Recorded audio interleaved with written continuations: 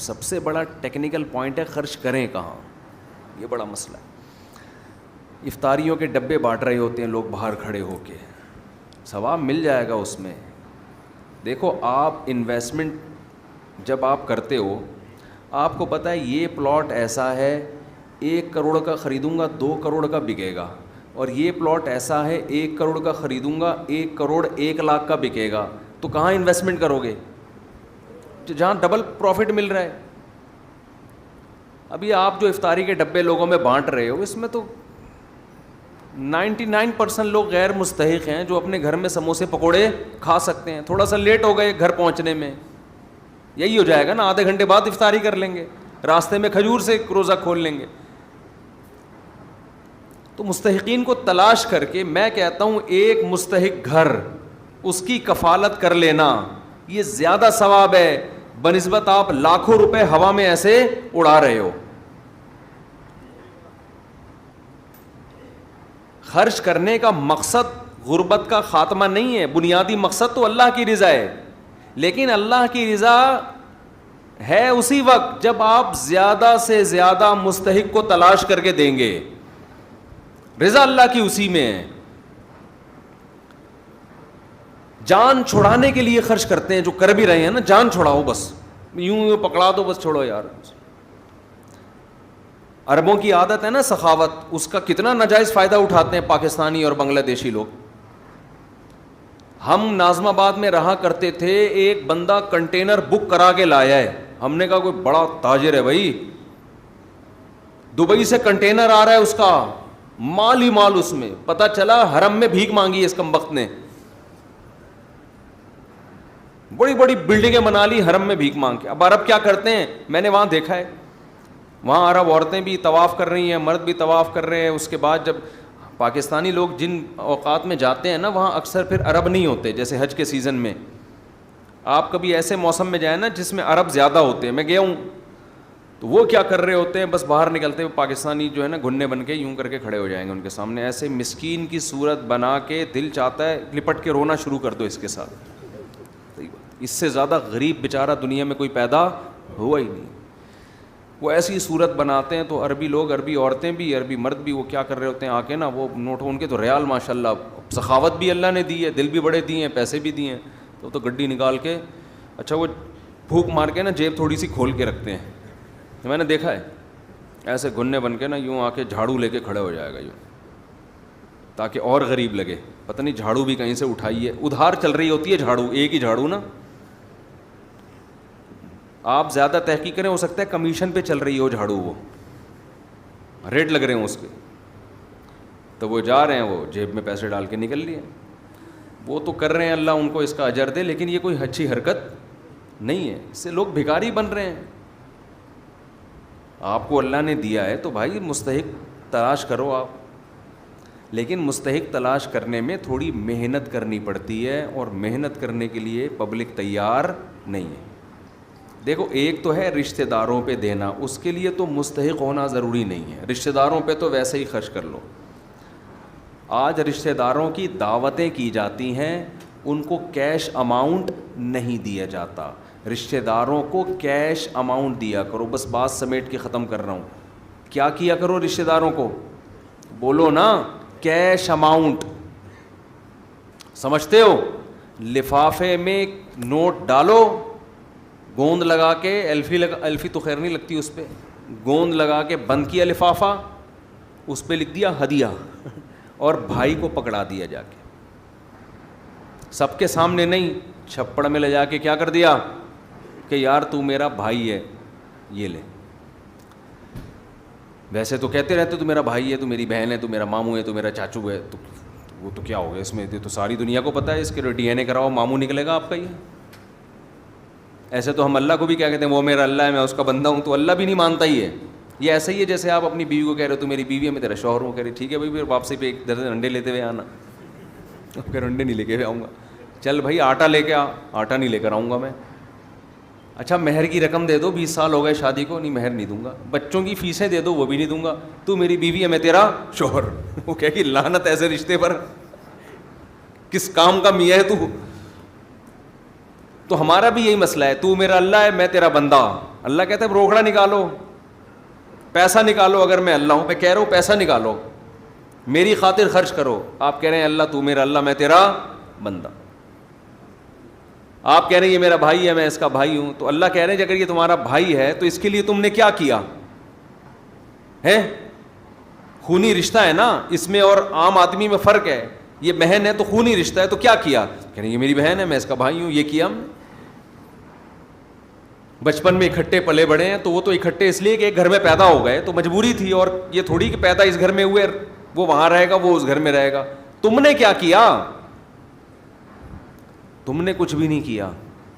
یہ ثابت کرنے کے لیے کہ میں کیا ہوں, بھائی ہوں یا کیا ہوں میں. روکھڑا خرچ کرو, روکھڑا. ایک واقعہ سنا کے بیان ختم کرتا ہوں. دیکھو یہ پیسے میں اللہ نے یہ طاقت دی ہے کہ لوگ کہتے ہیں نا دنیا کا ہر کام پیسے سے ہوتا ہے, کہتے ہیں نا, یہ صحیح کہتے ہیں. ہر کام کس سے ہوتا ہے؟ واقعی پیسے سے ہوتا ہے. غلط کام بھی پیسے سے ہوتا ہے, صحیح کام بھی پیسے سے ہوتا ہے. اللہ سے آپ کا معاملہ ٹوٹ گیا تو وہ بھی پیسے سے جڑ جائے گا. اللہ کو پیسے دے دو. حدیث میں آتا ہے صدقہ اللہ کے غضب کو ٹھنڈا کرتا ہے. اس کا مطلب یہی ہوا نا کہ اللہ کے لیے خرچ کرو, اللہ کہتے ہیں گویا مجھے دے رہے ہو پیسے. اسی طرح رشتہ داری اگر ٹوٹ گئی ہے تو ناجائز کر کے رشتہ داری مت جوڑو. لوگ رشتہ داری کیسے جوڑ رہے ہیں؟ ناجائز باتوں میں رشتہ داروں کے ساتھ شریک ہو رہے ہیں. شادیوں میں مکس گیدرنگ ہے, موسیقی کی محفلیں ہیں, آپ جا رہے ہو شادی میں, اس لیے کہ نہیں گیا تو رشتہ دار ناراض ہو جائیں گے. یہاں آپ کو اجازت نہیں ہے جانے کی, ہو جائے ناراض. لیکن اس ناراضی سے بچنے کا طریقہ کیا ہے؟ کیا خرچ کرو؟ پیسہ. ججوں کو خرید لیا جاتا ہے پیسے سے میرے بھائی. 12 بجے عدالتیں کھل سکتی ہیں, 12:45 بجے عدالتیں کھل سکتی ہیں, سب کچھ ہوتا ہے پاکستان. تو اتوار کے دن کھل جاتی ہیں, اور جن کے پاس پیسہ نہیں ہے آپ ان کے کیس دیکھ لو, 30 سال سے لٹکے ہوئے. مشہور ہے نا, ایک مرغی چھڑانے کے لیے بھینس کی قربانی دینی پڑتی ہے. ایک مرغی چھڑانے کے لیے, آپ کی مرغی چوری ہو گئی, عدالت میں کیس کرو, جج کو بھینس دو گے تو وہ مرغی چھڑواؤ گے آپ. تو پیسہ خرچ کرنے سے اللہ بھی راضی ہوتا ہے اور رشتہ داری بھی جڑتی ہے. تہادوا تحابوا, حدیث میں آتا ہے ایک دوسرے کو ہدیے دیا کرو, اس سے آپس میں محبت بڑھتی ہے. لیکن ہدیوں میں یہ جو لفافوں کا سیٹ اپ چل رہا ہے, یہ والے ہدیے مراد نہیں ہیں. دولہے کو جو لفافے دیے جاتے ہیں, بچوں کی پیدائش پہ جو لفافے دیے جاتے ہیں, اس سے رشتہ داری بڑھتی نہیں بلکہ ٹوٹتی ہے. لوگ کہتے ہیں کمبخت کی پھر شادی ہو رہی ہے, پھر لفافہ دینا پڑے گا اس کمبخت کو. بچہ پیدا ہو گیا, پھر کمبخت کو پیسے دینے پڑیں گے. مفتی صاحب کے بیان میں بیٹھتا ہے تیسرا بھی پیدا ہو گیا اب. اور خواتین کی اپنی جیب سے تو جا نہیں رہا ہوتا, میاں کے پیسے جا رہے ہوتے ہیں لفافوں میں. یہ لفافے چھوڑ دو, یہ سب کو پتہ ہے یہ ایک جرمانہ ہے, پینلٹی ہے دینی ہے, سب کو پتہ ہے. اس سے نہیں محبت بڑھتی. پیسے خرچ کیا کرو. نہیں بھی پیدا ہوا دے دو جا کے, کہ ہو سکتا ہے پیدا ہو جائے, اسی خوشی میں پیدا ہو جائے. تو غریب آدمی بھی صدقہ کرے اور مالدار بھی. صدقہ کہاں کرے؟ سب رشتہ داروں کو تو بغیر ضرورت کے کرے, ان پہ نہیں ضرورت ہے تو بھی. جب صحابہ نے پوچھا نا یا رسول اللہ آپ اتنا حکم دے رہے ہیں خیرات کا, صدقہ خیرات ایک ہی چیز ہے, تو ہم کہاں کریں؟ تو قرآن نے کیا کہا؟ ما انفقتم من خیر فللوالدین. سب سے پہلے کس پر؟ والدین پر, کیونکہ سب سے قریبی رشتہ کس کا ہوتا ہے؟ والدین. والاقربین, اور پھر جو جتنا قریبی رشتہ ہے. والدین کے بعد بھائی اور بہن کا رشتہ سب سے قریبی, پھر چچا, پھپھو, ماموں, خالہ, یہ رشتہ اس کے بعد, پھر ان کی اولادیں. سمجھتے ہو کہ نہیں سمجھتے؟ تو جتنا قریبی رشتہ ہے اس پر خرچ کرنے سے اتنا ہی ثواب, ڈبل ثواب ہے. نبی نے فرمایا جو قریبی رشتوں پہ خرچ کرتا ہے اس کو 2 ثواب, ایک صدقے کا اور ایک رشتہ داری جوڑنے کا ثواب ملتا ہے. ہمیں بھی کچھ سخاوت کی توفیق عطا فرمائے, کچھ مساکین کا, غربا کا جو واقعی مستحق ہیں. اس کا ایک بڑا فائدہ پتہ ہے کیا ہوتا ہے؟ جب آپ خرچ کرتے ہو نا تو اللہ پھر آپ کو لوگوں کے سامنے ہاتھ پھیلانے سے روک دیتا ہے. یہ بڑا خاندانی کام ہو جاتا ہے. جو خرچ نہیں کرتا وہ پھر مانگتا ہے,